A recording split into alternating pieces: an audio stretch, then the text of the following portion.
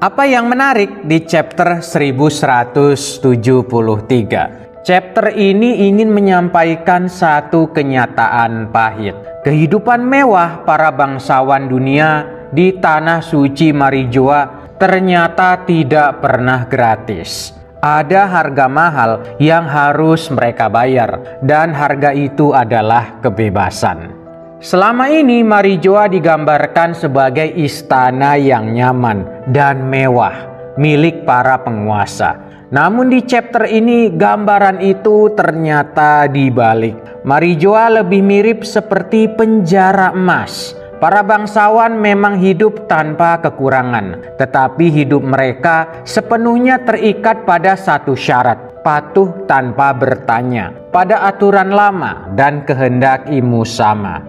Untuk mempertahankan kenyamanan tersebut, para bangsawan harus terbiasa dengan manipulasi, pengorbanan, dan tragedi. Yang paling mengerikan, semua ini tidak berhenti pada satu generasi. Cara hidup ini diwariskan dari orang tua ke anak, dari leluhur ke keturunannya. Dosa berubah menjadi tradisi, dan tradisi perlahan menjadi identitas. Keluarga Vigeland dan keluarga Manmeyer menjadi contoh paling jelas dari sistem ini. Mereka bertahan di Marijoa bukan sekedar sebagai bangsawan, tetapi sebagai algojo sistem lama. Di posisi ini benar atau salah tidak lagi penting. Yang penting hanya satu: hidup nyaman, hidup enak, dan perintah harus dijalankan. Tradisi ini diwariskan ke generasi berikutnya, seperti Saint Samrock dan Saint Sengs. Keduanya berasal dari keluarga yang sama, tetapi memilih jalan berbeda. Samrock melanjutkan peran yang sudah disiapkan, tanpa harus bertanya. Sementara Sengs justru menolak sejak awal. Namun dalam dunia One Piece, pemberontakan terbuka kepada aturan artinya adalah utang. Utang itu sudah dibayar mahal oleh salah satu kerabat dari keluarga Manmeyer. Satu anggota keluarga mereka mati tanpa penjelasan yang jelas, sementara satu keturunannya kehilangan kebebasan sepenuhnya.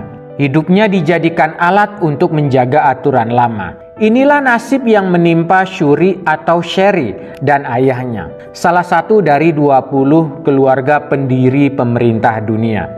Alasan mengapa Shuri membunuh ayahnya memang belum dijelaskan secara terbuka. Namun Oda memberikan satu petunjuk penting.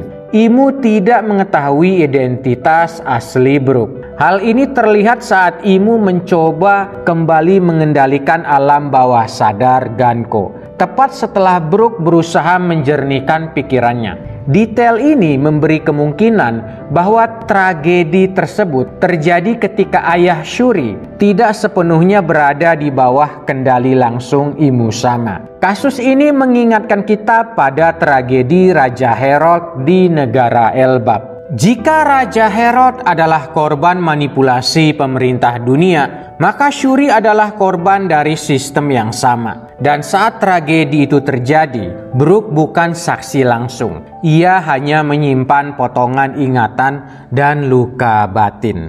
Puncak emosional tiba ketika Shuri berkata kepada Brook, "Pergilah." Kalimat singkat itu terdengar seperti perintah, tetapi terasa seperti sebuah pengakuan. Shuri sadar bahwa dirinya sudah tidak bisa lagi diselamatkan. Sebagai perbandingan, Oda menghadirkan Don Quixote Homing. Ia meninggalkan Marijoa karena pilihan moral. Namun ia gagal memahami kebencian dunia bawah kepada kaum naga langit. Homing mengira dosa masa lalu bisa ditinggalkan begitu saja. Kenyataannya tidak demikian. Dunia sudah terlalu lama terluka. Homing dibunuh oleh putranya sendiri, Don Quixote Don Flamingo. Kemudian Dovi tumbuh menjadi iblis. Sebuah tragedi pahit yang menegaskan pesan di chapter ini. Tidak semua pelaku dalam sistem jahat adalah monster sejak awal. Banyak dari mereka hanyalah manusia yang terlalu lama hidup dalam penjara emas, sampai akhirnya lupa bagaimana rasanya membuat pilihan sendiri.